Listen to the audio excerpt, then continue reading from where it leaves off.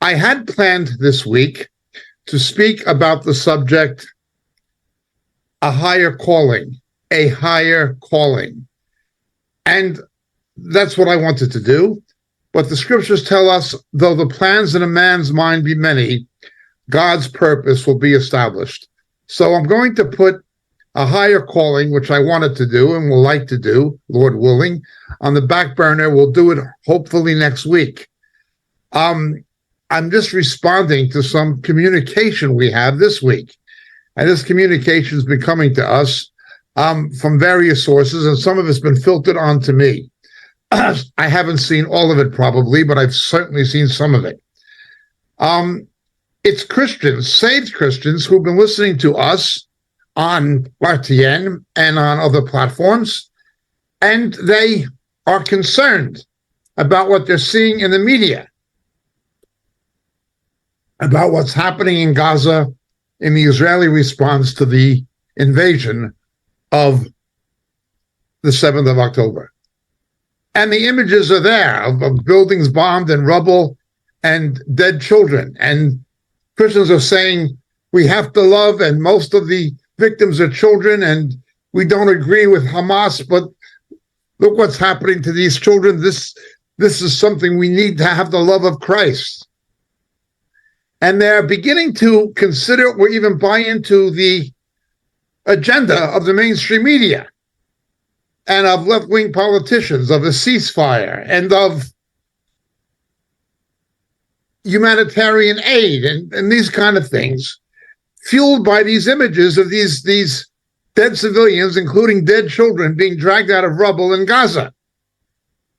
Now, those are very powerful images. They're as powerful as the images of what happened on the 7th of October. Only there's a difference. As graphic as those images from the 7th of October are that you've seen, the entirety of the images were shown to the Israeli parliament, the Knesset, yesterday. They saw them yesterday.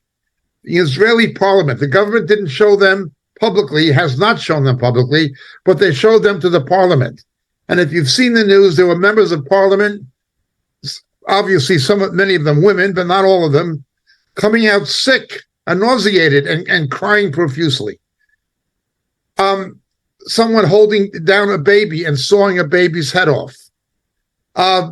Someone shoots your wife in front of you and then rapes your daughter in front of you and abducts her.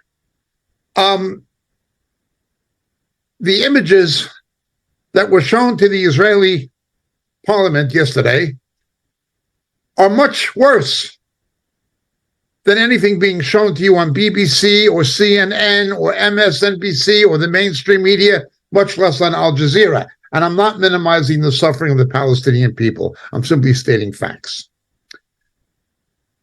Some people have said Israel's response has been disproportionate. Well, let's talk about how it is disproportionate. It is disproportionate. If Israel's response was to be proportionate, the Israeli military would have to do things that the Israeli military is not allowed to do. They would have to go into Gaza, take little Arab babies out of cribs and prams, and saw their heads off in front of their parents. They would have to rape little girls. They would have to shoot your wife in front of you, kill your children. They'd have to butcher children in front of their parents. If the Israeli response was to be proportionate, that's what they would have to do. In that sense, the Israeli response is indeed disproportionate. But to say that it is overkill or overaction, well, more about that in a few minutes. What I feel propelled to talk about today, and I didn't want to discuss this, we've said enough about it, in my opinion, but people have been contacting us, some people, and if some people contact you about something, you know there's more who are thinking the same thing. That's just the nature of media, the nature of social media, the nature of internet, and so we're doing it.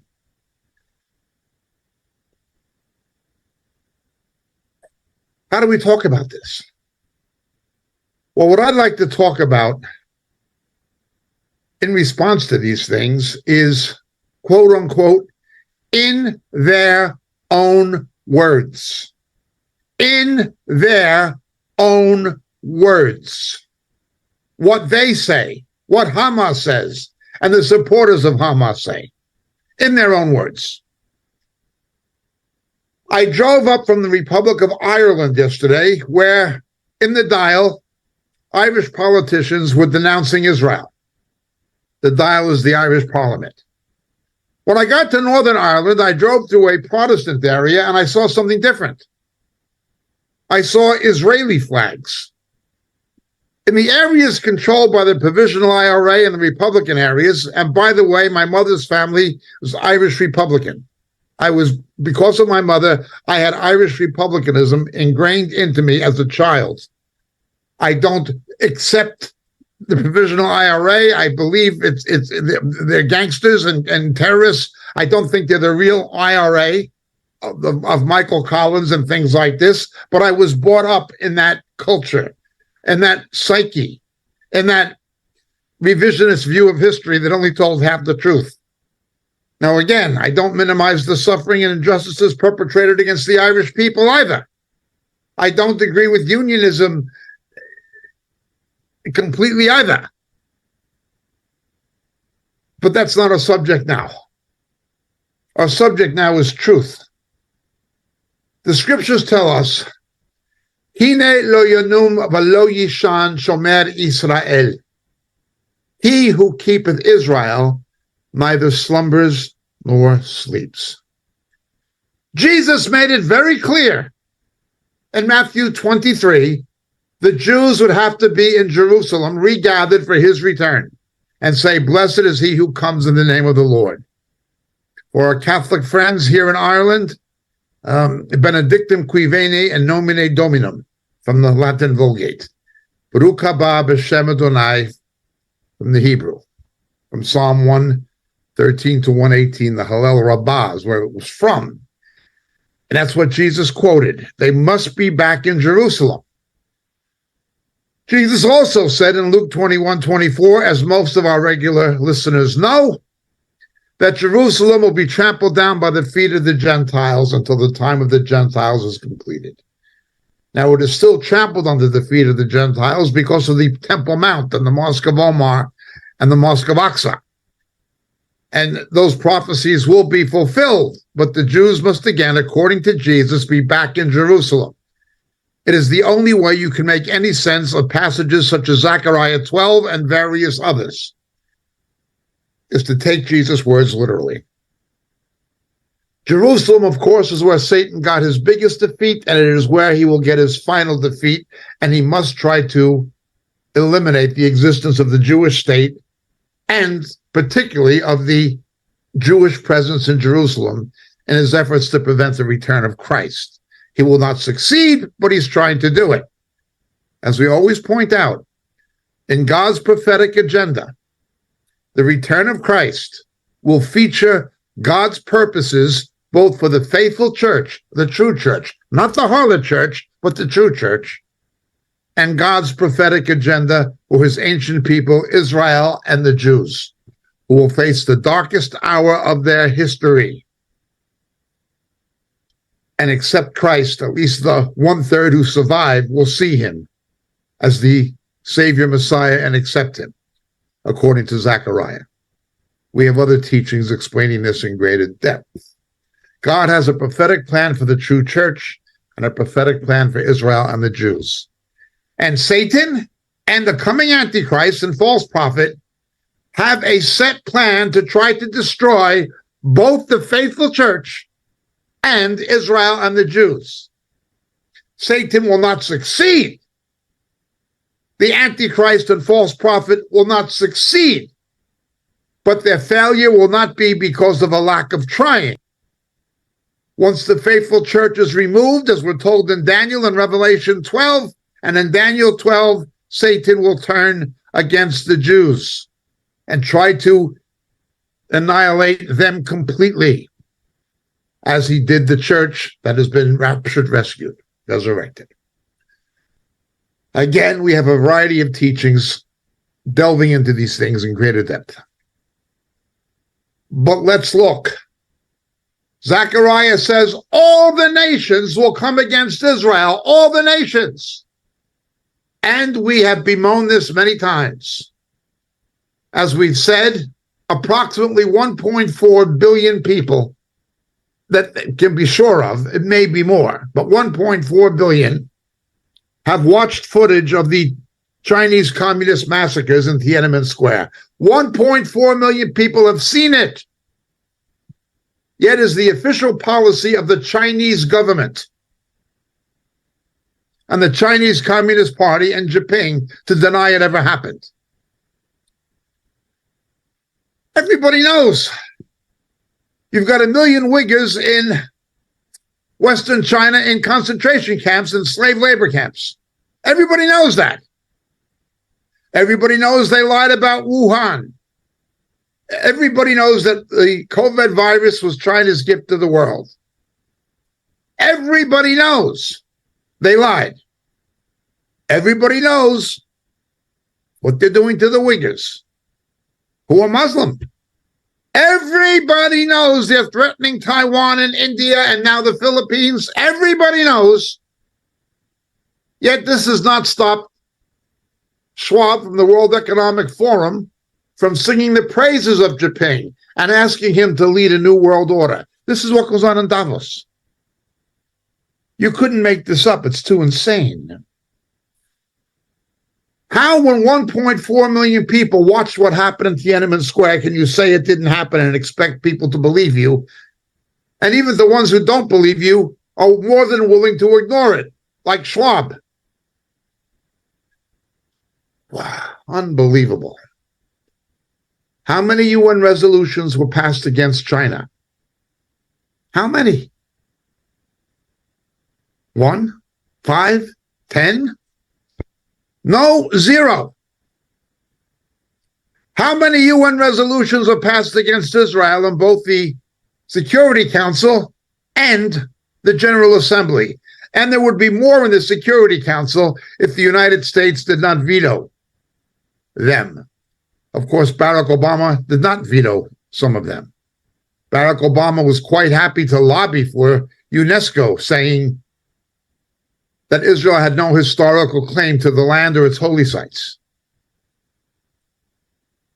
Obama and Biden are no friends of Israel. They're Israel's enemies. But that's another story. No UN resolutions against China. But 50% plus of UN resolutions are against Israel for wanting to survive.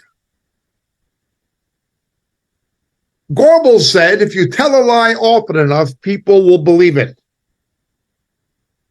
The Jesuits designed the Roman Catholic system of education to stop the spread of the gospel and the Counter-Reformation. And in terms of their philosophy of educational psychology, the Jesuits said, give us a child to the age of 7 and he's out for life. We'll indoctrinate them with catechism to the point they won't be able to believe anything else. No matter what the evidence, they won't believe it. They're too indoctrinated. And you still see that here in Catholic countries like Ireland. Don't confuse me with the facts. My mind is made up. This is indoctrination. But on back of religious indoctrination, there is always demonic deception. Always demonic deception underscores and underlies religious propaganda, false religious propaganda. It doesn't matter if it's Islam, Roman Catholicism, Talmudic Judaism, certainly Mormonism and Jehovah's Witnesses. It doesn't matter. It's indoctrination. It's mind control. It begins with the indoctrination of children at impressionable ages, and it is demonically motivated. And that has a lot to do with what we see today. It certainly had a lot to do with the trouble that existed in Northern Ireland through most of my lifetime. Before the Good Friday Agreement, and it's still not completely over. But it's much worse in the Middle East. In their own words, Saved Christians are seeing these images of the rubble and of the corpses of children and of hospitals closed down. And they're saying, where's the love of Jesus? As Christians, how can we support this? We know Hamas may be wrong, and they are wrong, and what? But look at this happening. What they're saying. They haven't, of course, seen the images of what Hamas did to the Israelis on the 7th of October. They haven't seen that. Well, let's begin at the beginning. It's a good place to begin.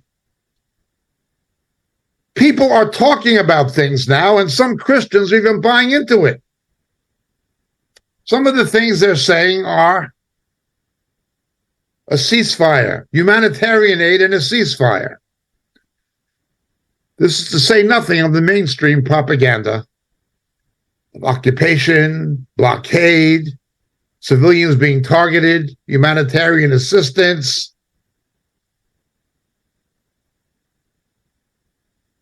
The Jews are facing something. It is the curse of the law. Leviticus 26, Deuteronomy 28. No one ever thought 20 years ago, 30 years ago, 40 years ago, that what happened in Germany in the 1930s at the advent of the Holocaust would happen again. But now it is global. In New York City, my native city, the biggest Jewish population center in human history, 7,000 pro-Hamas protesters closed down the Brooklyn Bridge. Last Friday of last week at rush hour, thousands and thousands of pro-Hamas protesters went into Grand Central Station in Manhattan, the biggest railroad station in the world. I used to work there, and closed it down. In campuses, including Ivy League campuses across America and in other countries, pro-Hamas, anti-Israel demonstrations, attacks on Jewish students. Jewish students are afraid to go to school. The stupidity of left-wing American Jews and British Jews who voted Democrat. They're in the party with apologists for Islamic terror, apologists for Hamas, the Squad, Alexandra Ortega-Cortez, with Tlaib, with Omert, with Presley, with Lori Bush, liberal American Jews in the same party with not only haters of Israel, but virtually anti-Semites, and in the vote to censor Tlaib, who's a Palestinian Arab Muslim, anti-American, dances with the Palestinian flag, pro-Hamas. 23 Republicans voted with the Democrats not to censure her, including Darrell Issa. She should have been censored. But 23 Rhino Republicans voted with the Democrats to let her continue her pro-terror, anti-Semitic vitriol on the floor of the Congress. This is Jew hatred. How do you explain this? How do we explain it? The riots in Paris, the riots in London, taking over Liverpool Street Station in London. All over the place, all over the world, Jews are seeing what's happening. Bolivia, South America, Argentina, in Sydney, Australia, riots in Sydney. Gas the Jews, gas the Jews. It's like the Holocaust. It's happening again, just like the 30s. And again, the stupidity of American Jews who vote Democrat and who are politically liberal. Their stupidity is now catching up with them, as we always warned it would. We always said that Jews who vote Democrat, and I'm not trying to be political, I'm just making a statement. A Jew who would be a political liberal and vote Democrat Vote for the party of Biden and Obama, who've done so much to help Iran. When a Jew votes Democrat, they may as well sew a yellow star on their jacket and pay their own train fare to Auschwitz. We've said that repeatedly. That's what they're doing. And now they're waking up to it. Even Greenblatt, a left-wing American Jew from the Anti-Defamation League, is realizing the stupidity that he himself subscribed to and propagated.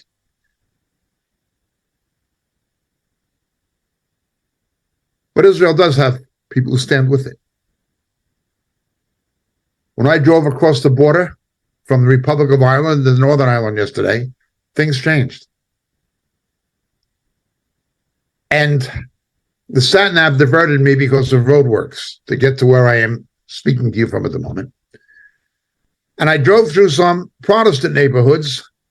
And in Northern Ireland, you still have a conservative evangelical Protestantism. There's still more believers in Northern Ireland than there are anywhere else in the UK, except for the Hebrides in Scotland. The Hebrides in Scotland, and to a residual degree, Northern Ireland, are still outposts of evangelical Christianity. What's left of it? It's not what it was. But with the exception of the Hebrides, where the revival was with Duncan Campbell in the late 40s, we still have a lot of Christians. Northern Ireland still has more Christians than post-Christian neo-pagan England, Wales, and the rest of Scotland. So here we are. And I get across the border and I begin to see Israeli flags. People standing with Israel. And I even met some people in the Republic of Ireland who are pro-Israel, who don't believe what the media, the RTE, is saying, or what is being said in the Irish Parliament or the British Parliament or on the BBC. There are some people who can think for themselves, but most do not. And I'm sorry to say, there are some Christians buying into this love, ceasefire, peace, humanitarian aid, things that sound very much in line with the teachings of the New Testament. And we even had some religiously emotional Christian contact us talking about Jesus wants us to love. Somehow love and self-defense are mutually exclusive in his thinking. Jesus twice engaged in violence, didn't he? Twice. He engaged in physical violence against religious hypocrites. Not once, but twice. Neither Peter with Cornelius or John the Baptist told soldiers to stop being soldiers. The reason early Christians were pacifists is serving in the Roman army mandated participating in pagan sacrifices to pagan gods before the battles, and Christians wouldn't do that. That is why they wouldn't serve in the army. But they were not ideological pacifists because of their faith. Jewish Christians supported the second rebellion against Rome until Bar Kokhba was proclaimed to be the Messiah by Rabbi Akiva. And because they wouldn't follow a false Messiah, they were excommunicated from the synagogues by Rabbi Akiva. But at first, they were going to fight like any other Jew. Well, there are believers now in Israel, many of them. As we've said, most Jewish believers serve in combat brigades called Kravi. They volunteer. My son had been one of them when he was younger. My son was a lawyer, could have went into the military as a lawyer at some point. Well, they did transfer him to the legal corps because he spoke English and he had a law degree, and they needed people who could speak to the Western media in legal terms with fluent English. So they took him out of a tank. This was the last time the attack from Gaza came. But I can tell you what it's like seeing this. And I'm not exaggerating it. I was speaking at a big conference in California. I had to speak to thousands of people. And in the green room, thousands. And the position my son was in was being katushed, heavily rocketed by Hezbollah from Lebanon, and my son was there. and I had to go out and speak, not knowing if my kid was all right. I recall finally being able to get a phone call through, and he was with his grandparents, and I hear the sirens going off in the background, and his Holocaust survivor grandparents, most of the family had been killed by the Nazis, old people with breathing masks in case of nerve gas or biological attack in a shelter.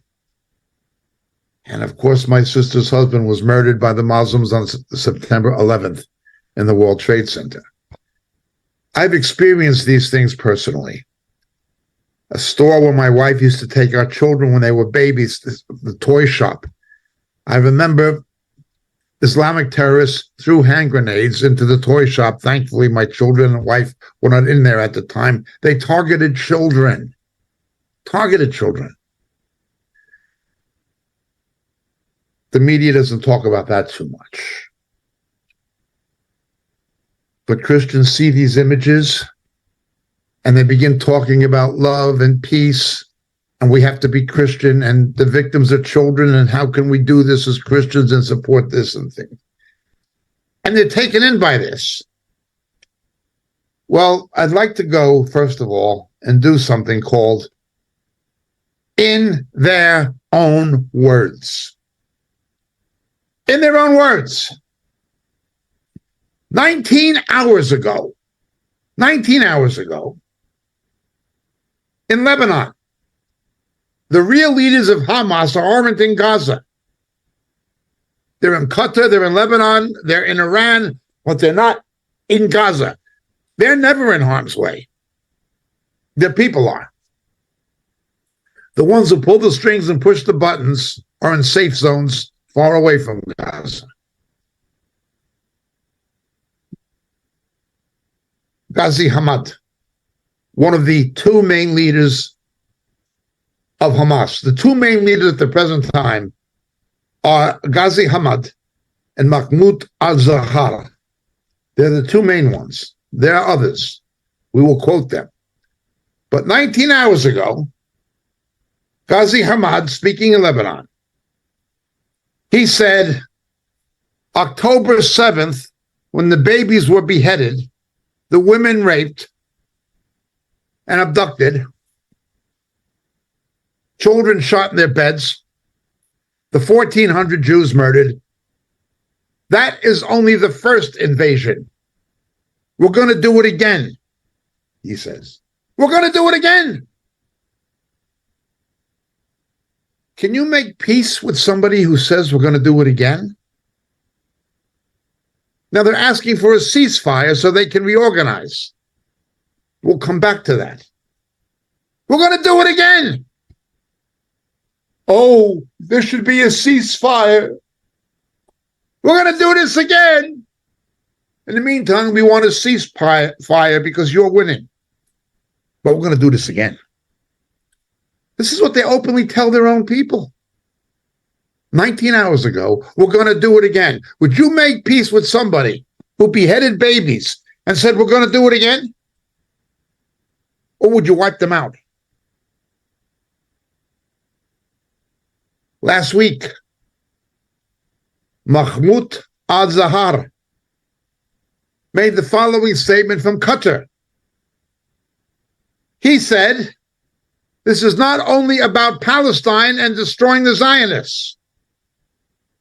We are going to take over all 510 million square kilometers of the earth, as our Prophet Muhammad said. And there will be no more Jews and there will be no more Christians. It is the frequent battle cry in Arabic of Hamas. First the Saturday people, then the Sunday people. First we're going to murder the Jews, then we're going to murder the Christians. They say that this is not about Palestine only or Gaza only or Israel only. We want to take over the world and establish an Islamic caliphate with jihad in which there will be no more Christians.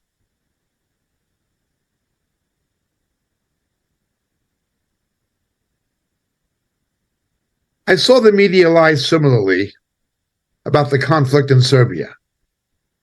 There were no good people in what happened in Bosnia-Herzegovina and Serbia. None. But the Kosovo Liberation Army was Muslim and aligned to Al-Qaeda. And Bill Clinton, Tony Blair, Javier Solano from the European Union, and Wesley Clark, NATO, intervened, attacking the Serbs. The Serbs saw themselves as defending Western civilization in Europe from militant Islamic invasion. They saw themselves in the character of King Jan Sobieski of Poland, saving Europe from the Muslim invasions that had reached as far as Vienna. It's an ongoing conflict. But of course, the Clinton White House, Tony Blair as the British Prime Minister, Wesley Clark and the European Union only condemned the Serbians.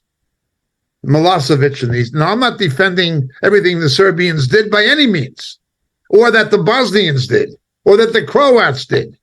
There were no good guys, but they only emphasize what they want you to hear. They don't tell you the whole truth. The Kosovo Liberation Army was aligned with Al-Qaeda, who would later attack America September 11th. This is how corrupt the American and British governments can be, and how corrupt the media is when it lies. Well, it's the same thing now. Israel is not just defending Israel, it's defending Western civilization. It's defending the Judeo-Christian world. Last week, Hamas, its leader Mahmoud al-Zahar, said there'll be no more Jews and there will be no more Christians. After Gaza, after Palestine, after Israel, we move on. And of course, they're saying this because of the religious ideology to which they subscribed, in harmony and in tandem, working in tandem with Iran. Iran in recent weeks has increased capital executions by 30%. The stupidity of these left-wing students in universities, the stupidity, as I've said, is unbelievable. Those same morons would claim to be pro-homosexual rights, pro-same-sex marriage, pride flags, all this stuff. Oblivious to what happens to homosexuals and lesbians under Sharia and what Hamas does to them, and what Iran, the sponsors of Hamas, does to them. Their hatred of the Jews is so consuming that they're willing to sing the praises of those who also hate them. Now, this happened in the days of Obadiah. Read Obadiah 15. This happened.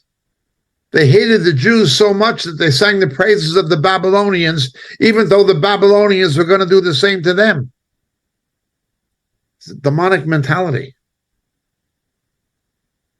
But let's go on their own words. The two main leaders of Hamas, Mahmoud al-Zahar and Ghazi Hamad, we're going to do this not just to the Jews, we're going to get rid of the Christians. It's not just going to be in Gaza or Israel. It's going to be all 510 million square kilometers of the Earth's surface. This is our real cause, to kill the Christians after we kill the Jews. You see MSNBC or BBC or RTE? Or BBC, they don't talk about this. They don't talk about what Israel's really dealing with. Or Ghazi Hamad, we're going to do this again. Give us a ceasefire so we can do it again. In their own words. Let's go back and look at their own words. remember, under the Israelis, when Israel was forced to conquer the Gaza Strip in self-defense in 1967, the standard of living of the Gazan Arabs, at that time not called Palestinians, they were Egyptian-controlled,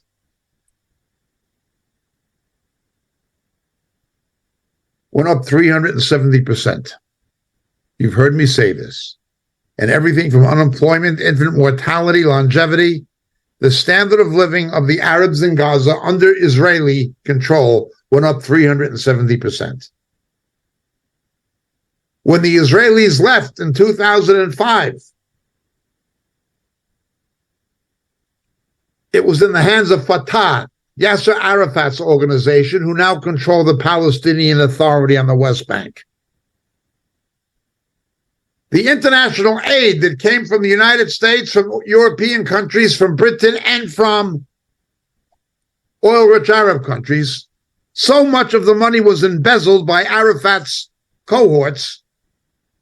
The people were getting almost nothing of the aid given to build an infrastructure and create the genesis of a Palestinian state in Gaza, so-called. That the people turned against Fatah, against Arafat, and went to Hamas, who was backed by Iran. Hamas took over. Fatah didn't like it, and there was a war between Fatah and Hamas. Over 8,000 Gazan Arabs were killed by each other in 2006 and 2007. In their own civil war, over 8,000. Hamas finally won. There was no talk of ceasefire. Jihad of Muslims killing other Muslims. Most jihads are Muslims killing each other. They have to hate the West and attack Christians and Jews, because if they don't, they're going to attack each other. That's what's in Scripture. Esau's sword will be against his brother. Ishmael's seed will always be divided. Unless they turn to Christ, Muslims will always kill each other. Arabs will always kill each other, always. They need a common enemy, or they'll kill each other. It's their only basis of unity. And they know they have to kill Jews and Christians. Otherwise, they'll kill each other, as they've done repeatedly. They did it in Lebanon. They did it in the pogroms in Kuwait. Saddam Hussein did it to his own people. It happened in Black September in Jordan, where King Hussein of Jordan's British-trained Jordanian Legion massacred between 15 and 18,000 Palestinian Arabs in 12 days in 1970. What they do to each other is far worse than anything you see with Israel. But nobody says anything about it. It's only when the Israelis, when the Jews dare defend themselves from people who want to exterminate them, that the world is up in arms. So Hamas comes to power. As soon as they get power, within 48 hours, they began cracking down on the Christian community, the Arab Christians in Gaza. Within 48 hours. They won the Baptist, they completely took over Baptist hospitals and things like this and subordinated them to Hamas rule, and they warned not to evangelize. Not that I'm a Roman Catholic, but 7 Roman Catholic churches were burned in Gaza to the ground. 7. They cracked down on Christians within 48 hours, but immediately when they got power, Ismail Haniyeh, one of the main leaders of Hamas in Gaza, said, "We shall never abandon our arms. We will not lay down our arms as is being demanded and negotiate. We will never change our principles. We don't want a 2-state solution. We want a 1-state solution. An Islamic jihad regime with Sharia from the river to the sea, from the Jordan to the Mediterranean, and we're never going to change our principles. We're never going to make peace. We're never going to abandon violence, said Ismail Haniyeh, chief leader of Gaza in the Gaza Strip.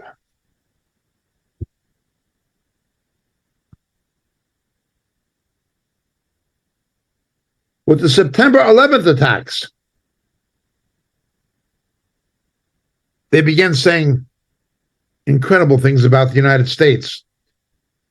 However, Mahmoud Zahar said, Israel has no right to exist. It is the land of the Waqf. The land is Palestine. And that the Taliban are 1,000 times more righteous than the Americans after the September 11th attacks on the Twin Towers and the Pentagon, in which I lost a relative. The Taliban, who perpetrated the September 11th attacks, are 1,000 times more righteous than the Americans, said Mahmoud Zahar, who is still a leader of Hamas. And you see students and people in America supporting Hamas. It's the land of the Waqf. In other words, if you understand Islam, you know, and I've said this on other recordings, Islam divides the whole world into two camps, Dar el-Islam and Dar el-Harb, the world of Islam and the world of the sword. They make war against the infidel to force them to be Muslims. And they believe that if they conquer any land, Allah has given it to them, and it's theirs by right of divine mandate. What they are saying is, you must accept our religion, our belief, that if we conquer something, God, our God, Allah has given it to us, and we have a right to it. And you must accept that. Christians, Jews, Muslims, Buddhists, whoever must accept Islam. That's what they're saying. And of course, we've seen Western politicians, Biden, Obama, the Bush family, bowing the knee to them. But that is their mentality. That is their mentality. Allah gave us this land. Now, this is 2005 when the Israelis pulled out under Sharon, Ariel Sharon. Mushir al-Masri said, when that happened in 2005, Allah has given us victory over the Israelis and over Sharon. And that Araim Araishi, the first female suicide bomber who killed 4 people, was a great heroine. Killed 4 Israelis, innocent people, and herself.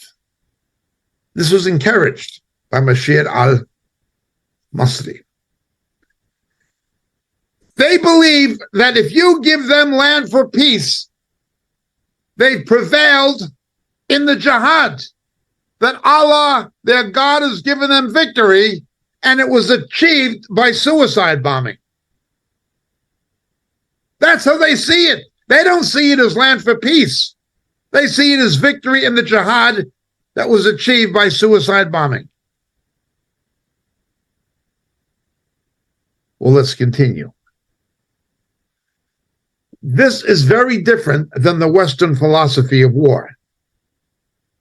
The Western philosophy of war, and in fact, if you read Sun Tzu, even the Eastern philosophy of war says something different.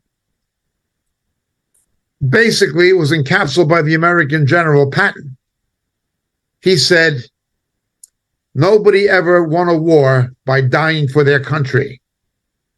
You win the war by, quote unquote, making the other SOB die for his. Islam is different. You win the war by dying because of the doctrine of Shahadi in Islam. Christianity says the assurance of salvation comes from a saving faith in Christ. Islam says the only assurance of salvation is to be a shahadi, to die in a jihad. So they love death more than they love life.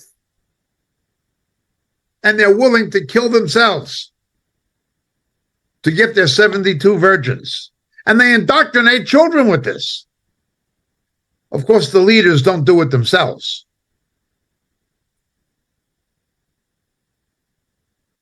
They believe they got the victory when Israel gave land for peace, but there was no peace treaty. The Bush administration just wanted them to do it to please the Saudi Arabians. Their own words.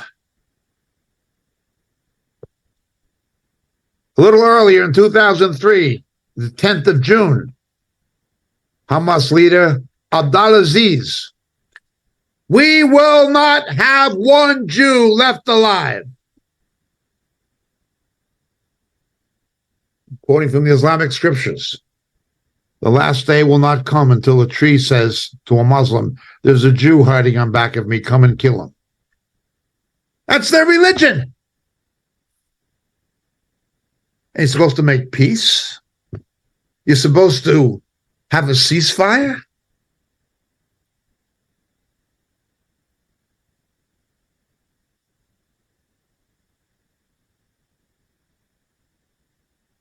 Sheikh Ahmed Yassin, who was killed by the Israelis. You see, they don't kill themselves in the suicide attacks.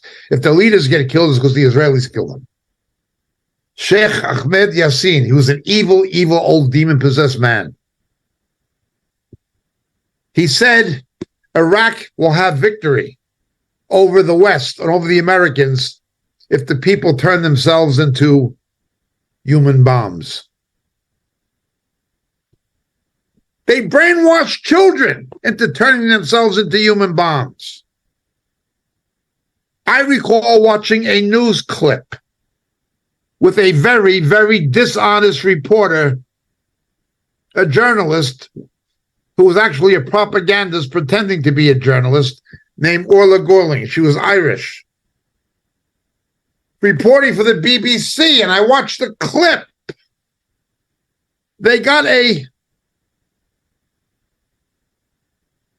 learning impaired young Arab youth, maybe 12 or 13, and he was learning impaired. They strapped bomb onto him and told him how to go and pull the cord, and he would get 72 virgins. I watched this clip. They had an Israeli soldiers when they stopped him, trying to save his life. They had Arabic-speaking Israeli soldiers who were talking to the Israeli ordnance disposal team. So you had soldiers who knew how to disarm a bomb, speaking Hebrew to these Israeli soldiers who spoke Arabic, who were talking to the kid, trying to tell him, cut this carefully, now do this and remove this. They're trying to save the kid from blowing himself up. He was obviously, if not retarded, a person who learning impaired. And I'm hearing what they're saying in Hebrew. My Arabic's all right, but it's not that good. I can't understand everything. Not nearly. I can just get around, but I speak Hebrew. And I was hearing what they were saying. The soldiers were telling, the ordnance disposal expert soldiers were telling the Arabic-speaking soldiers who were talking to the kid. They were trying to save the kid's life. The Israelis were on back of shield barriers and telling the kid, now be careful and do this and don't do that. They were trying to save the boy's life. They found out that he had packing and masking tape around his genitals because he was promised 72 virgins. Now, you get a kid in early adolescence who's going to get 72 virgins. He's low intelligence. He'll pull the cord. Get his 72 virgins.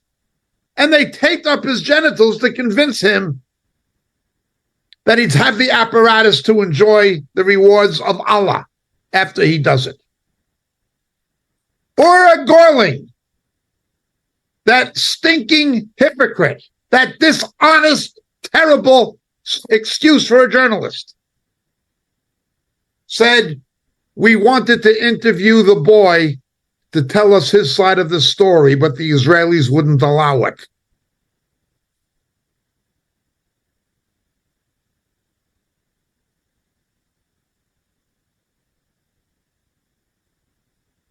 In my reckoning, an apologist for Islamic terror is just as guilty as an Islamic terrorist. That includes Tlaib. You know, during the Lincoln administration, the American Civil War, there were members of Congress who would not support the cause of preserving the Union and ending slavery. And they were censored and removed from Congress for disloyalty to the United States because they wouldn't support Lincoln's opposition to secession and slavery. This was the original Republican Party founded by Lincoln. He's the founder, the main founder of it. Now you've got 13 members of the Republican Party who will not censure or remove an apologist for Islamic terror and an anti-Semite. That's one of the reasons I'm not a Republican. I'm just an independent. Although there are good people in the Republican Party, the party itself is no good. I've been urging people to pray for Mike Johnson. He is a good man. The new Speaker of the House. But let's continue. I saw this. He's going to get his 72 virgins by pulling the cord. Sheikh Ahmad Yassin said, turn yourself into human bombs. How do you make people like that who indoctrinate children to take a kid in early adolescence when he becomes sexually aware, tell him he's going to get 72 virgins, promise the vitality to ingratiate his lust, tape up his genitals to encourage him, and have him pull a cord? Then the Israelis saved the kid's life. They saved his life. And whoever else he was going to murder, innocent people. And Ora Gorling in the BBC says the Israelis wouldn't let us talk to the kid. They blocked us from hearing his side of the story. Oh, God. This is the reality. BBC, bias, blasphemy, and cowardice. They did their Jerry Springer opera with a homosexual Jesus. I would like to see them do that with Mohammed. They won't. They're cowards. They're blasphemous, bias, blasphemy, and cowardice. BBC. But let's go on. Christians watch the BBC News and they allow themselves to be soft-soaped and manipulated by that?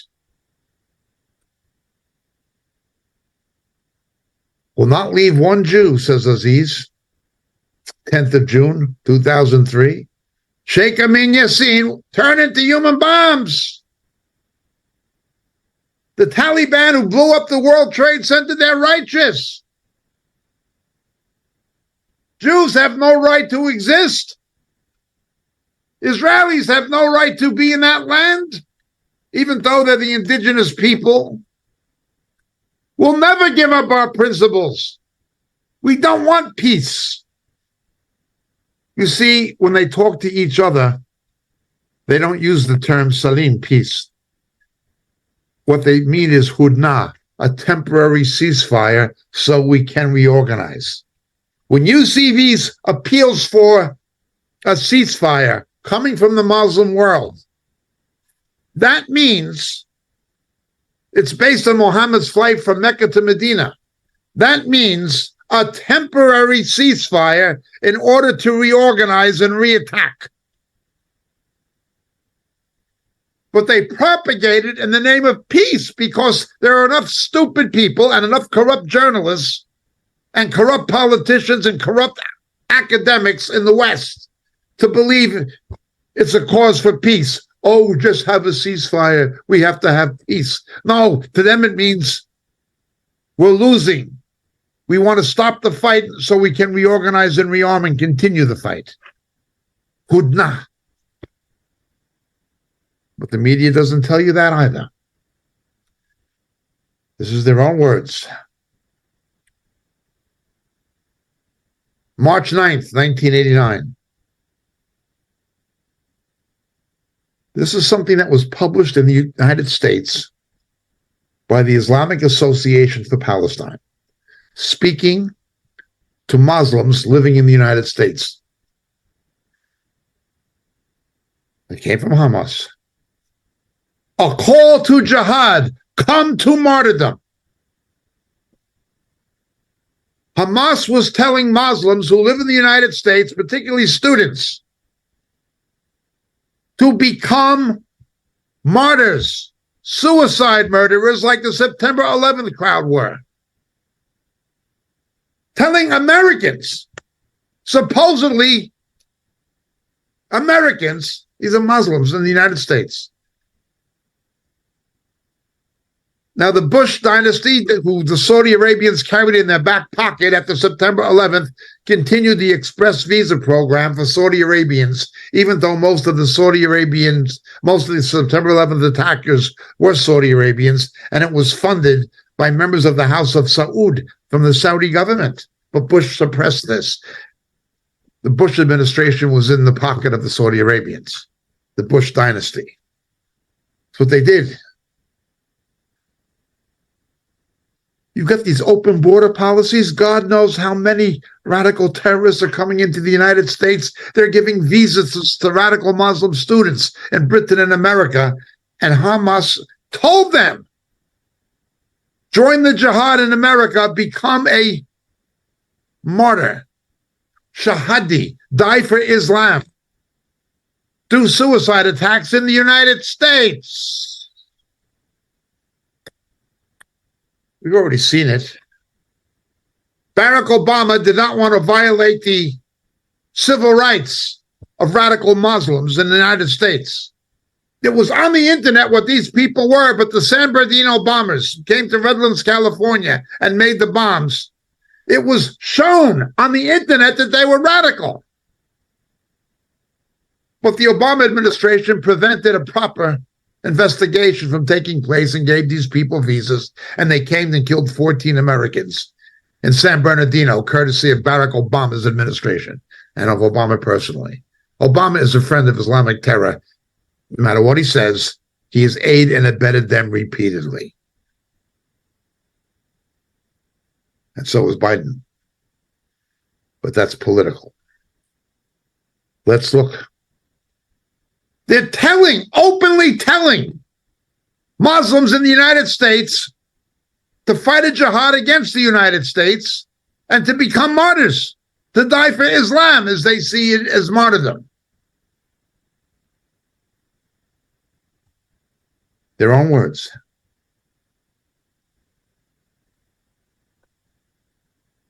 And they go on to say, a Jew is a Jew, not a Zionist. In the Hamas charter, it's not about killing the Zionists. It's about killing the Jew. They don't make a distinction. Some stupid left-wing people believe the garbage. We're not against Jews. We're only against Zionists. Hamas does not make that distinction in its charter. In their own words, they don't make the distinction.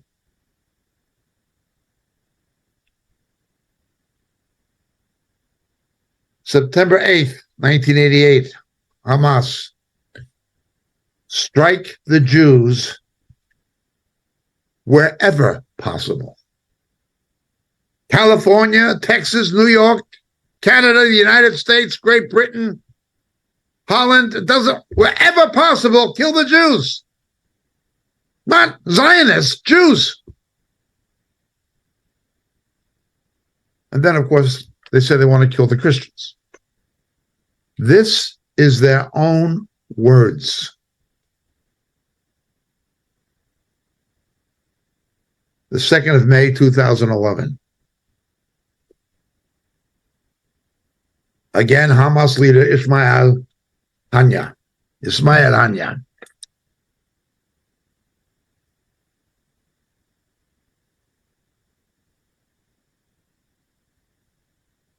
We condemn the killing of the holy Arab warrior bin Laden, who is a martyr for Islam. The Obama administration kept Robert Gates. They kept Bush's Secretary of Defense as Secretary of Defense to get bin Laden. It was not the Democrats who did it. They kept Republicans who they ran against and opposed. But once they won the election, they knew that they are the only ones who knew how to get bin Laden. When the Navy SEALs finally got bin Laden, Ismail Hanya said, Hamas condemns the killing of this holy Arab martyr. The villain responsible, the murderer responsible for September 11th, is a holy Arab martyr, according to Hamas, and the Americans had no right to kill him. In their own words, he had no right to kill bin Laden. He's a holy Arab Muslim martyr.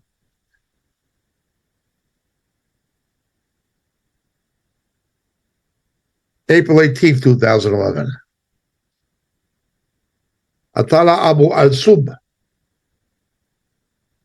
Jews are the most despicable of animals who must be made to crawl. Not Zionists, Jews. Despicable animals. There are writings in the Quranic and in Islamic scriptures calling Jews monkeys and apes. Isn't that hate literature? Why is that literature not banned?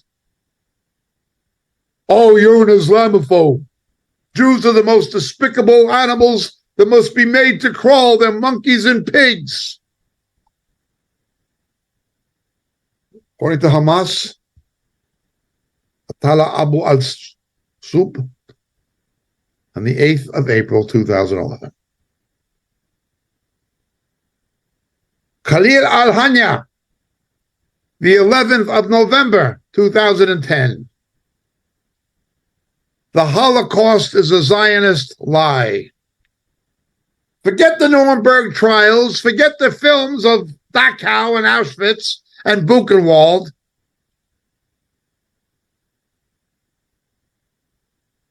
Forget Eichmann. Forget Himmler. Forget Goebbels.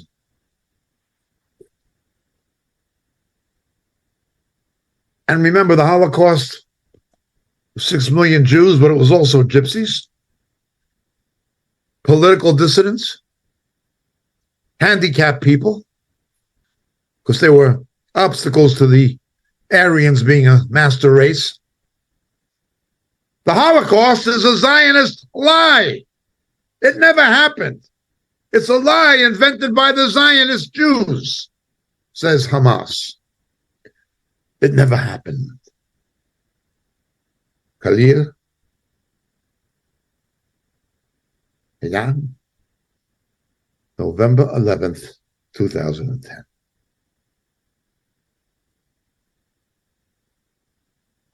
Khalid Mashal, on the 27th of December, 2 days after Christmas in 2008. Resistance through suicide missions. And Ayman Taha said, this suicide attacks are our rights. We have the right to commit suicide attacks. It is our mission. Hamas said that's their mission, to have suicide bombings. 27th of December. 23rd of April, 2007. Yosef Sharafi. The Jewish faith is based on blood and murder. No, it isn't. No, it isn't. The Islamic faith, according to Hamas, is based on blood and murder. The Israelis do everything they can to avoid civilian casualties, to avoid collateral damage, to avoid killing civilians, while Hamas, in the name of their religion, targets it. Yet, on the 23rd of April, 2007, Hamas spokesman Yosef al-Sharaf said, the Jew has a faith based on religion and murder. This goes on and on. We're never going to change. We'll kill you wherever possible. How can you make peace with such people? No. They're calling for a ceasefire on humanitarian grounds.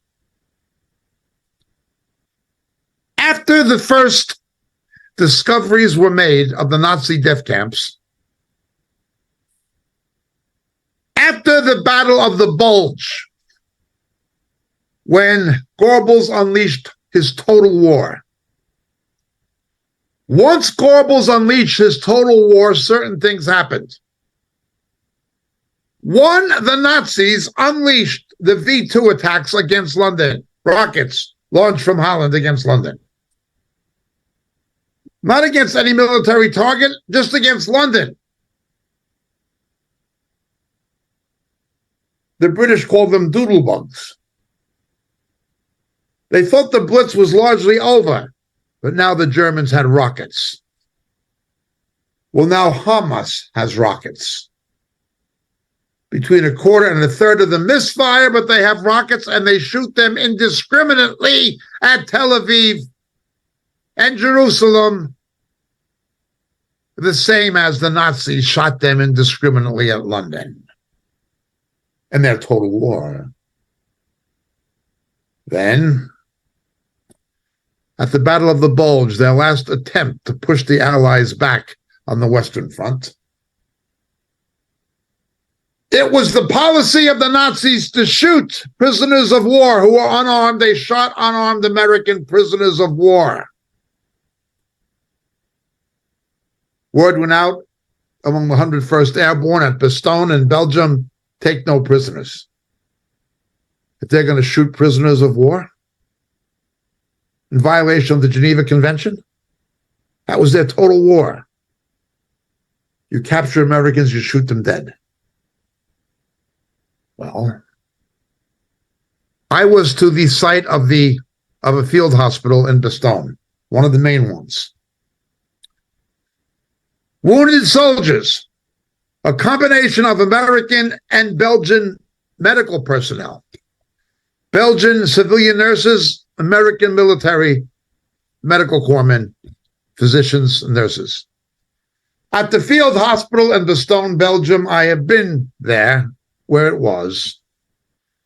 The Nazis deliberately shelled the hospital, targeting the wounded, killing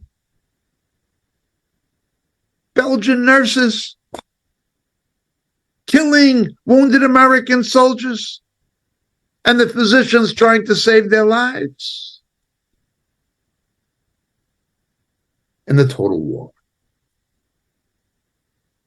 So they began to see what was going on in the concentration camps. In the total war, they worked the ovens 24/7. They knew they were losing, so they wanted to kill as many Jews as possible before the war was over, including children. They were just kicking people alive into the gas chambers. I'd been to Dachau and seen what happened in Dachau, and that was not even a major Jewish camp, but it was not only Jews who they murdered. Even when they knew they were going to lose, they killed Dietrich Bonhoeffer, the Christian author, who wrote the classic book, The Cost of Discipleship. They murdered believers. Their total war, they revved up the extermination camps, shot unarmed prisoners of war, shelled hospitals, targeted them, and indiscriminately fired rockets at London, the way Hamas does against Tel Aviv and Ashdod and Ashkelon. Okay. What was the Allied response? What did the Americans and British do? The Royal Navy shelled Hamburg, Germany at close range. And the RAF with Bomber Harris was his nickname, and the American Army Air Corps destroyed Dresden. They bombed Dresden to nothing. The bombing in Dresden was worse than Hiroshima and Nagasaki, even though it was non-nuclear. They created firestorms and sucked the oxygen out of the atmosphere. The Germans knew they were in trouble. One of Hitler's deputies from the Kriegsmarine, the German Navy, was Jodl, an admiral named Jodl. And somehow he had a flag of truce or came for a powwow of some kind to the British. And he comes to Montgomery, Field Marshal Montgomery, and he says to Montgomery, "You're killing women and children." And Montgomery said there was a city in England called Coventry before you destroyed it. The men were all gone to war. There was only women and children left. And the Luftwaffe destroyed it and killed the women and children. We're not killing women and children. We're killing Germans. And we're going to keep on killing Germans until the Third Reich collapses and Germany surrenders. And the leaders of the Reich are brought to justice, which they later were at Nuremberg. We're not killing civilians or women. We're killing Germans. That is how the British and Americans responded. They said, "You kill women and children. We don't want to do this. You can end this right now. Surrender. Surrender and it will be over. We're not going to kill all the German people the way you slaughtered the Jews and the gypsies. We only want the leaders of the Nazi Party."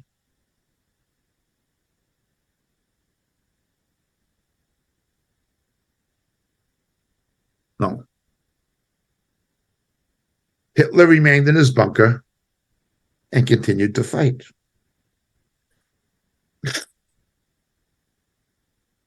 The Americans and British had already bombed Berlin to smithereens.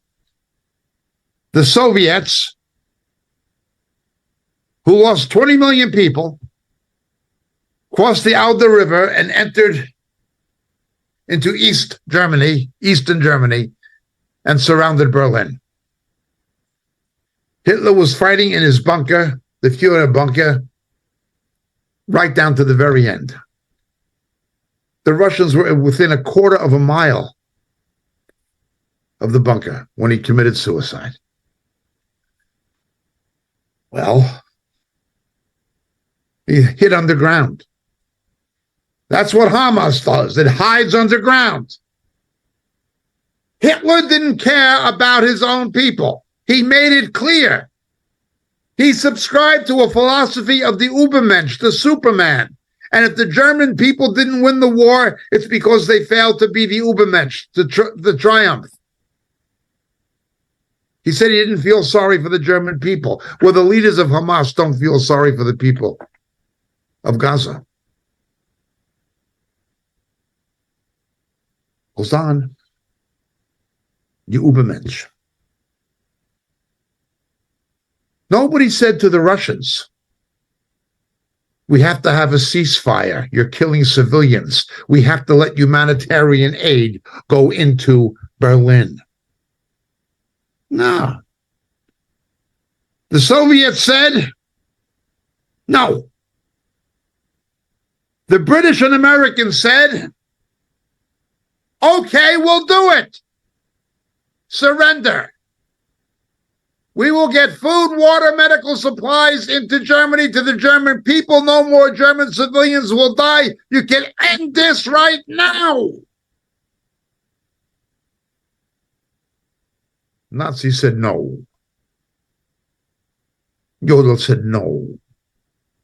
It's against our principles. Yeah. Why are there two different rules?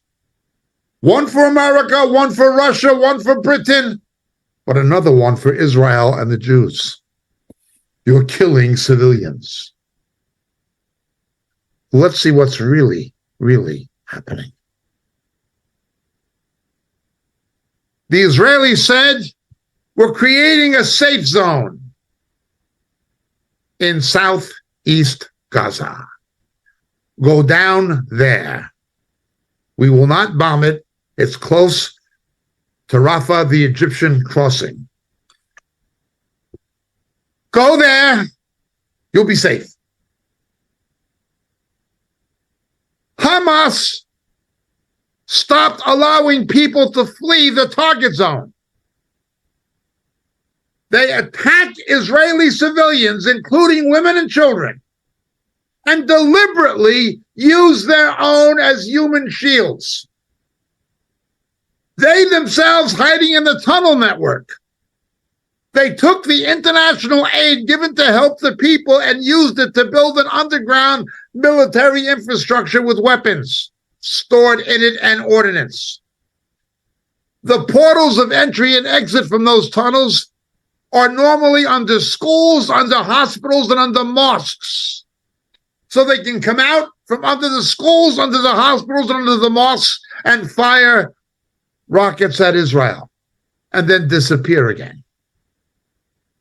The Israelis say, get out of there. Please, people, get out of there. Go to the safe zone we created. Head south.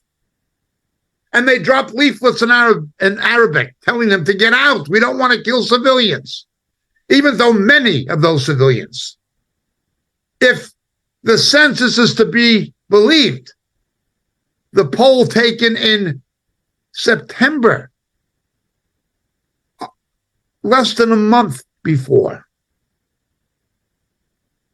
the invasion of October 7th, it was claimed by Hamas, or it was claimed by the Arab media, that 67% of the people in Gaza supported Hamas. I don't know if they're telling the truth. I know there are people in Gaza who don't support Hamas, but I know there's a lot who do. Nonetheless, the Israelis said, get out of there. We don't want to kill civilians. Hamas wouldn't let them leave. So we target Israeli civilians, children, women, the infirm, the aged, and then we use our own civilians, children, infirm, aged, women, etc., as human shields. So that when we shoot at you and you shoot back in self-defense, we are the victims. Again, the BBC and CNN are more than happy, to say nothing of Al Jazeera, to portray that lie.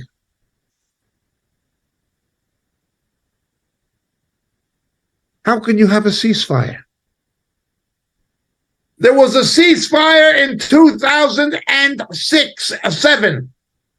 There was a ceasefire in 2011, a ceasefire, I believe, in 2016, and I believe 2011.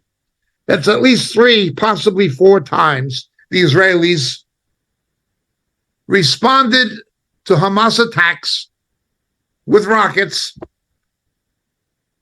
and then agreed to a ceasefire. But to the Muslims, it is a hudna. It's not peace. It's an opportunity to regroup and rearm and continue the jihad.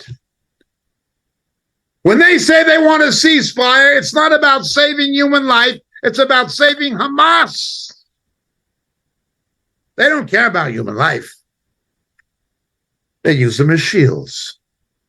They believe they're doing him a favor because they'll be shahadi. They'll die in a jihad and go to heaven and get 72 virgins or whatever they're going to get.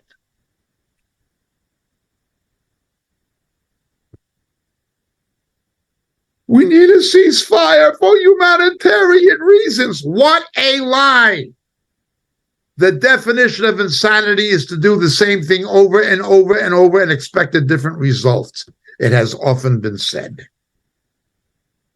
They did that 3-4 times.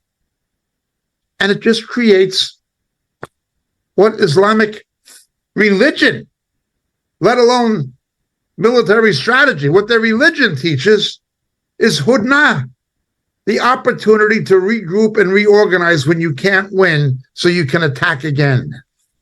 And they say we're going to attack again. They openly admit it. Oh, what the BBC says, we have to have a ceasefire for humanitarian reasons. We have to have a ceasefire. Now Biden is saying it. Oh, we have to have a ceasefire. The United Nothing is saying it. If Hamas was winning, they wouldn't be calling for a ceasefire, that's for sure. But now let's look. Lie upon lie upon lie. There's a film clip. You're not going to see it on the mainstream media. Of Hamas going into a hospital operated and funded from Indonesia. It's Indonesian hospital funded by Indonesia in Gaza. They go in there and they take fuel from the hospital needed for the generators. They take fuel from the hospital and confiscate it for military purposes. By some estimates, there are 500,000 gallons of gasoline and diesel stored in those tunnels for military purposes, none of it being used to help the people. If they say, oh, we need fuel to make electricity and pump water, give us fuel so we can use it to fuel rockets.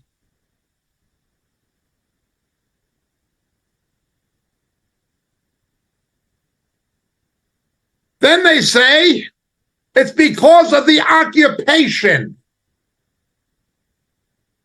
Here's the next lie. Christians need to know how to refute these lies. What occupation? Israel has not been in control of Gaza since 2005. The government of Gaza was Hamas, not Israel. No occupation? None. Oh, it's an occupation of the West Bank, though. Hamas is not the government of the West Bank. The government of the West Bank is the Palestinian Authority controlled by their rivals, Fatah, whom they had a civil war with, killing 8,000 people in Gaza. To say nothing of the fact that an indigenous people cannot occupy its own historical land, as verified by archaeology. Even if that was true, which it isn't, Hamas is not the government of the West Bank. It is doing this to try to gain control of the West Bank away from Fatah. There's no occupation. There was no Israeli troops in Gaza. None.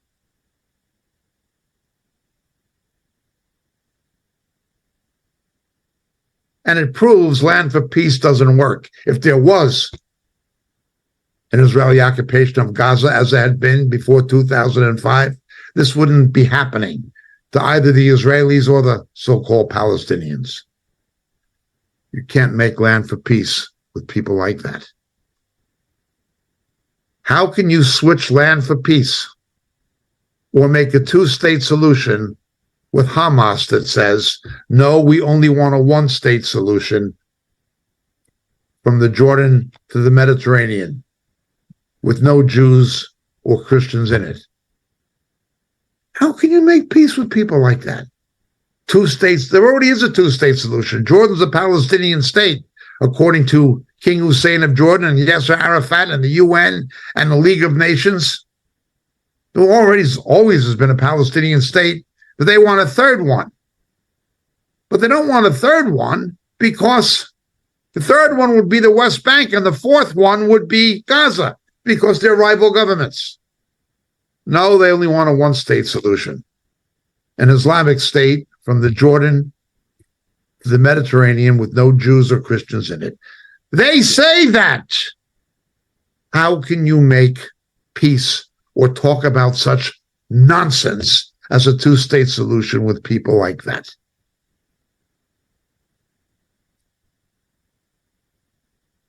Occupation. There was no occupation.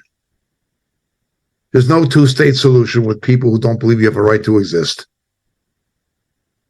in your own land. Verified by archaeology, even if you don't believe the Bible and history.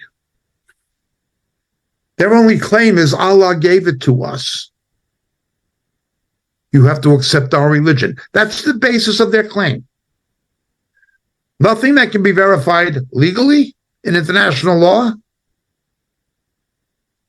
Ute procebius juris says the land belongs to the Jews in international law. The Bible says it belongs to the Jews, and history says the Jews are the indigenous people, and archaeology verifies it. They only have one claim: you have to submit to our religion. Dar el-Islam and Dar el-Harb. Allah wants us to have it, and you have to accept that. Otherwise, you're a homophobe. There's no occupation. There was none. It is a lie. A lie that the media is happy to tell, but it's a lie. That students are stupid enough to believe, but it's still a lie. Next lie, you need to know how to refute this. It's a blockade. Gaza bordered on two countries, Israel and Egypt.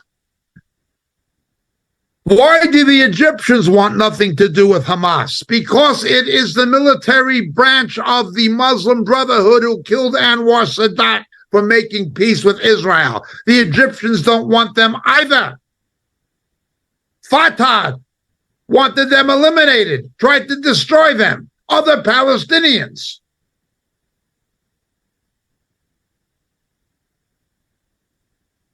You have a border with another Arab Islamic country. How can there be a blockade? Why are you blaming Israel? Egypt is a Muslim Arab country. You have a border with them. With the crossing at Rafah. But then there's the border with Israel. The Israelis were a little more open, in fact, considerably more open than the Egyptians are. Every day, 17 to 18,000 Arab Gazans were allowed to cross the border to work in Israel to earn a living. And the Israelis were willing to increase it as long as they were peaceable. They let 17,000, 18,000 people go to work in Israel and earn a living every day. The Israelis opened their hospitals and gave free medical care, free surgery to people, to elderly, to children in Gaza, because the standard of medical care in Israel is much higher. It's the highest in the Middle East. The best hospitals and doctors are in Israel, 20% of whom, by the way, are Arab. That is another lie, the lie of apartheid.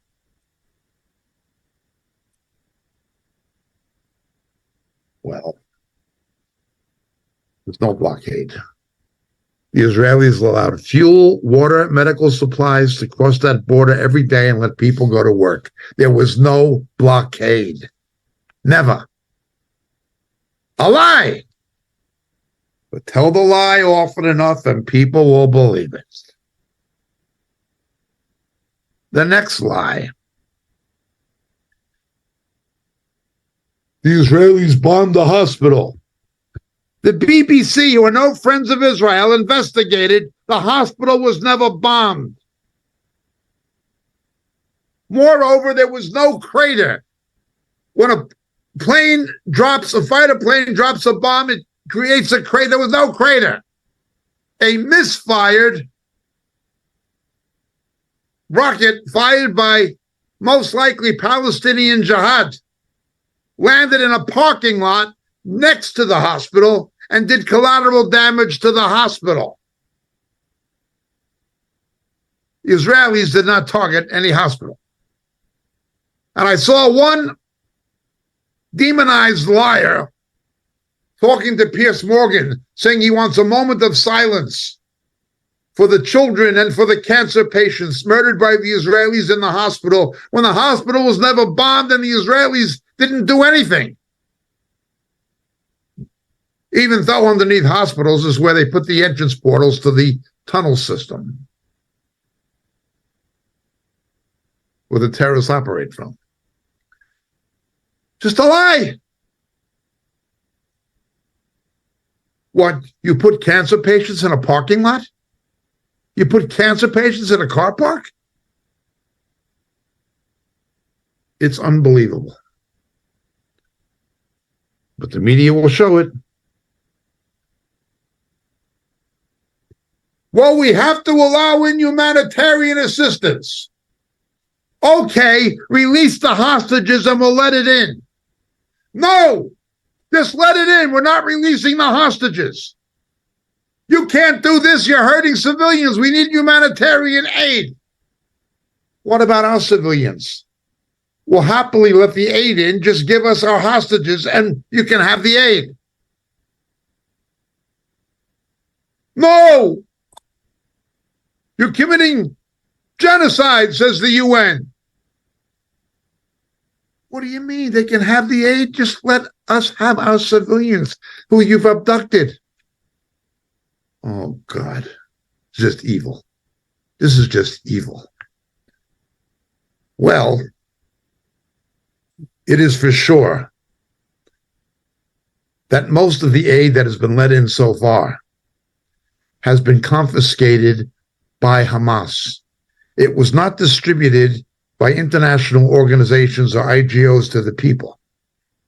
The government of Gaza is Hamas, and they took most of it for military purposes. They want it for themselves, not for the people. Well, here, we'll give it to the people.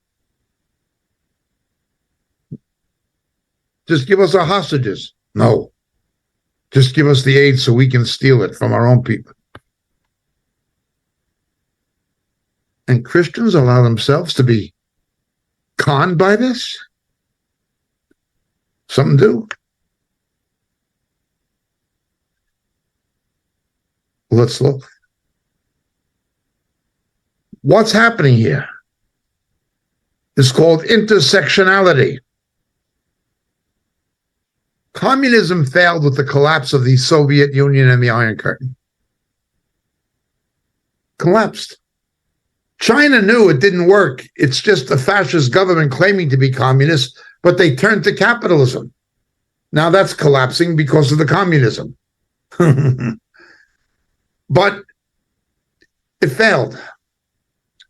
So a new form of communism was developed called intersectionality, which was not new economically, but new strategically. You divide the world into the oppressor and the oppressed. And the Palestinians are the oppressed and the Israelis are the oppressor. No. The Palestinians are the oppressed and Hamas is the oppressor. The Israelis gave them an increase in standard of living of 370%, according to the UN World Health Organization.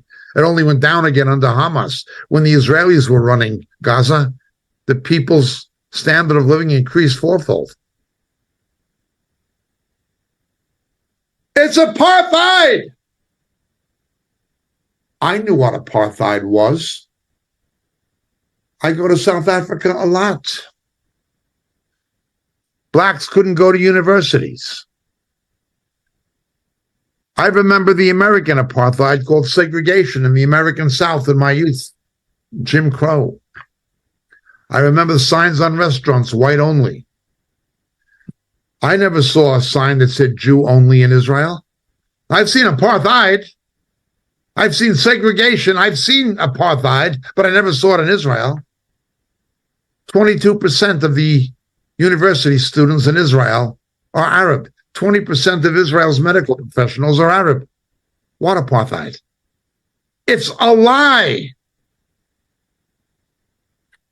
The Jews in Israel have a much higher standard of living than the Arab nations that surround it, and the Arabs in Israel have a much higher standard of living than most that surround it.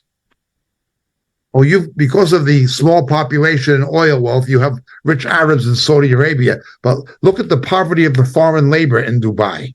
Look at the people who come there from other Muslim countries like Pakistan, and they live in borderline subhuman poverty in these rich Arab Muslim oil states and emirates. You don't see that in Israel. At any given time, you've got 20,000 Arabs serving in the Israeli military voluntarily. They don't have to. They're not conscripted. It's voluntary. That includes Muslims, not just Arab Christians. It includes Muslims, Circassian Muslims. It includes Bedouin Muslims.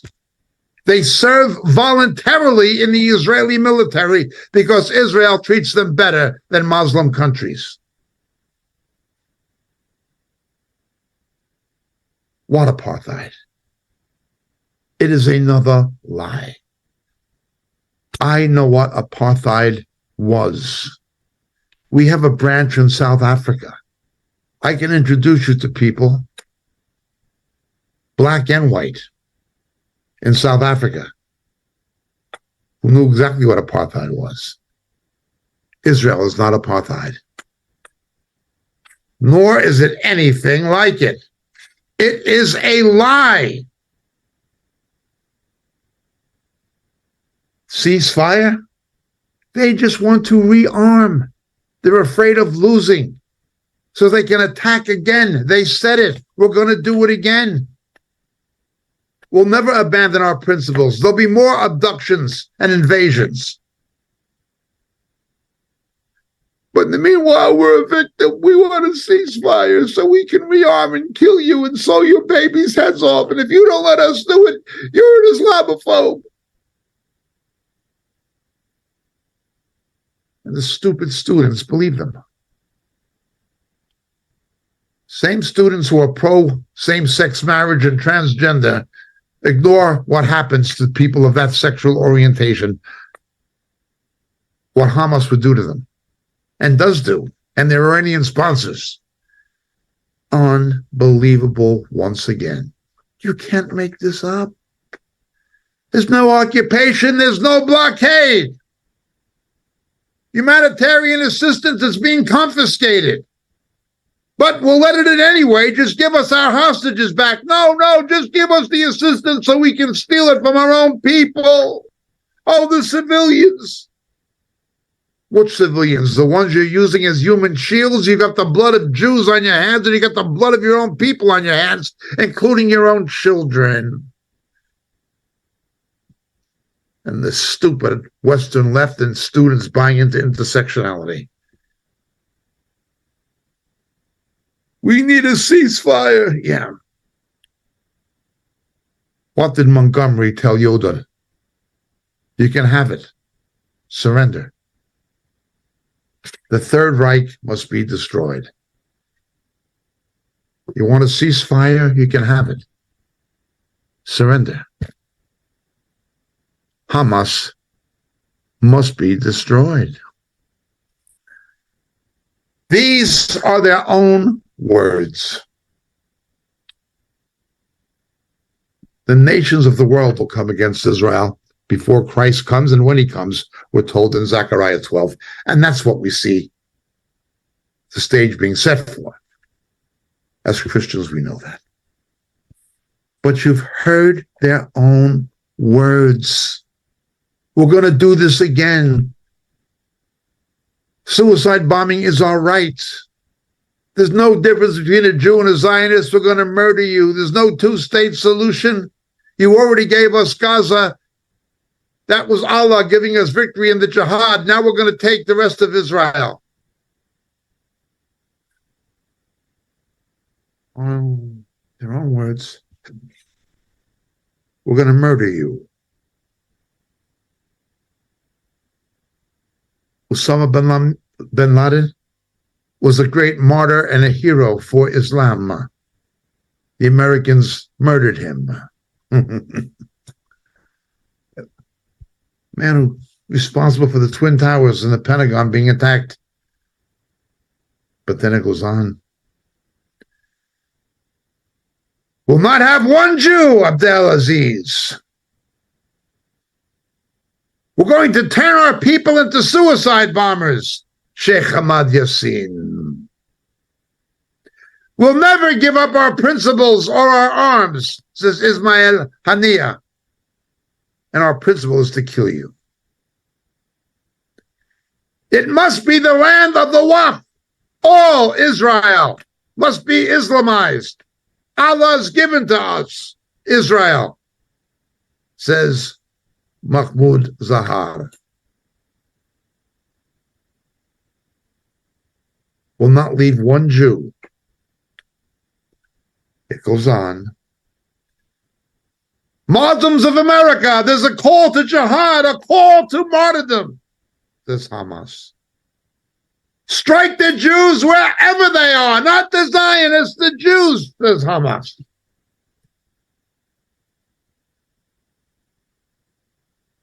The Jews are the most despicable of animals that need to be made to crawl on the earth. Allah Abu al-Sub.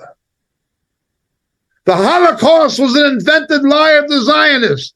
Halil al-Hayat. Suicide is our right. The Jewish faith is based on blood and murder. No, yours is.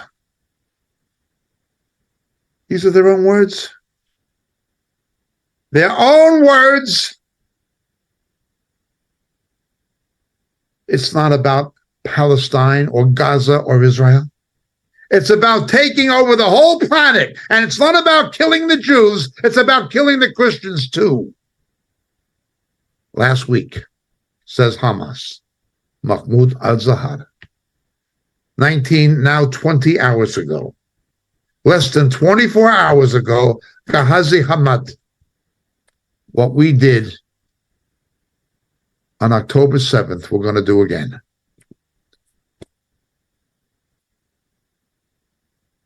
There's no blockade. There's no apartheid. There was no occupation. None of that.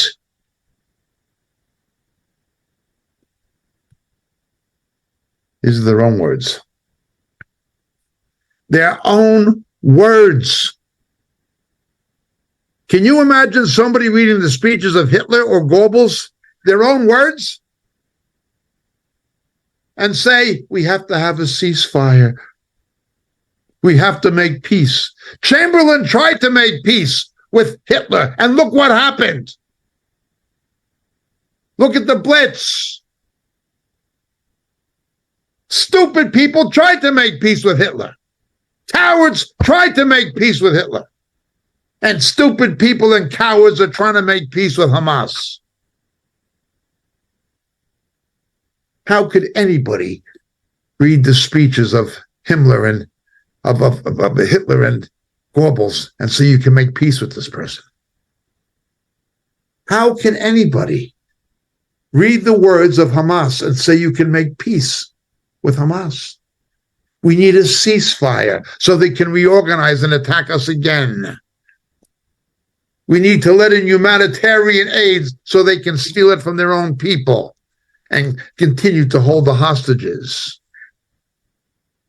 This is insanity. It's totally insane. Now, again, I believe Israel is under God's judgment. It's under the curse of the law. It is under the things that God said would happen. It is under the consequences of rejecting its Messiah in Deuteronomy 18. You read what happened on Mount Ebal and Mount Gerizim. You read Leviticus 26, Deuteronomy 28. You can see the history of the Jews and why this is happening. But now we've gone exactly back to what you saw in the environment of the Holocaust of the 1930s. And we know what it's coming to. Fortunately, as a believer in Jesus, I know how it's going to end. They will look upon him who they have crucified and mourn as one mourns for an only son. I know how it will end for Israel.